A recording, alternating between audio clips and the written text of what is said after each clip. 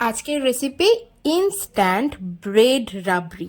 চলো বানাই এই ডেজার্টটা। ভীষণ ইজি এবং খুব তাড়াতাড়ি হয়ে যায়। প্রথমেই দুধ নিয়ে নিলাম কড়াইয়ে। দুধটাকে বেশ খানিকক্ষণ ফুটিয়ে নেবে। একটু ফুটে গেলে তারপর ওর মধ্যে দিয়ে দেবে চিনি এবং কনডেন্স মিল্ক। তোমরা মিষ্টি কিরকম খাও সেই অনুযায়ী দিও। তার মধ্যে আমি দিয়ে দিলাম একটুখানি কেসর এবং অল্প একটু এলাচ গুঁড়ো করে দিয়ে দিলাম। দিয়ে দুধটাকে খুব বেশিক্ষণ ফোটাবে যাতে বেশ গাঢ় হয়ে যায় এবং যতটা দুধ নিয়েছো তার হাফ পরিমাণে যেন চলে আসে। তারপরে নিয়ে নিলাম ব্রেডের চার সাইডটা কেটে নিয়েছিলাম এবং তার মধ্যে দিয়ে দিলাম একটু মাখা সন্দেশ। মাখা সন্দেশটা না একটু বেশি পরিমাণে দেবে, তাহলে এটা খেতে আরও টেস্টি হবে।